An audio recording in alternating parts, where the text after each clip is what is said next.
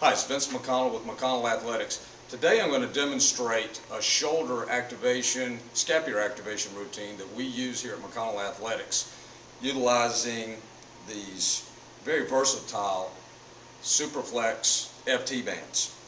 It's a three-phase program. I'm going to demonstrate a few reps of each exercise in phase one, and then we'll come back and do phase two and phase three. First exercise we're going to utilize the number 3 FT band.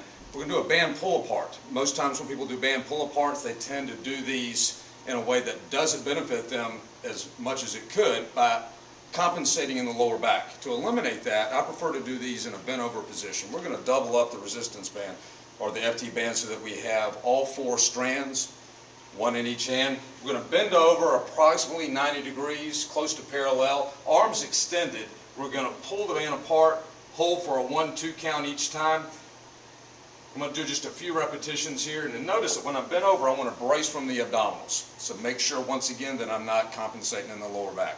Second exercise we're going to take the band and have 2 strands in each hand, and we're going to do an over and back. You start with the hands out in front, just outside of shoulder width. I'll show you from behind. We're going to start with the arms out, go back, over to here, slow, come back forward. Again, from the front position, go up and over. Think about moving from the scapula.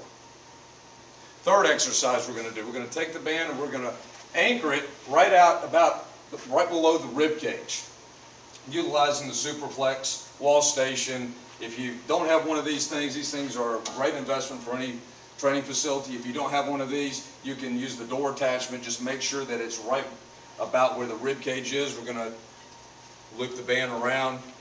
We're going to do what is called a scapular retraction. Take the arm through on one side, take it through on the other side. Doesn't matter which hand we start with. Behind the back, we're going to do an equal number of reps on each side. I'm going to do a couple of reps with each hand back. Take it in the small of the back. Let the band pull the shoulders forward, and again, without compensating in the lower back, we're retracting the scapula. Take it back, hold it for a 2 count. We're going to do a series of reps with one hand back and then switch it over with the other hand on top and do the same exercise. Again, watch out compensating with the lower back. Keep this very specific into the scapular region. Next exercise, we're going to take the band and attach it a little bit higher up so that we've got an angle coming slightly downwards. And we're going to do a face pull exercise. Start with the palms down and lead with the elbows. We want the elbows high. Hold for a 2 count at the finish. Once again, watch out for the lower back compensating here. If you tend to have a tendency to go here, just take 1 foot back, elbows high all the way through. Okay, next up, we're going to go down to the number 2 FT band, which is green. And again, we're going to hook it mid-range. And we're going to do a modified version of a PNF pattern.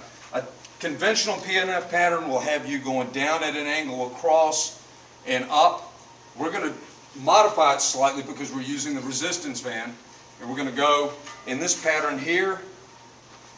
Notice the thumb up on the upside, the thumb rotates down on the downside. So we're going back and forth, equal number on each side up.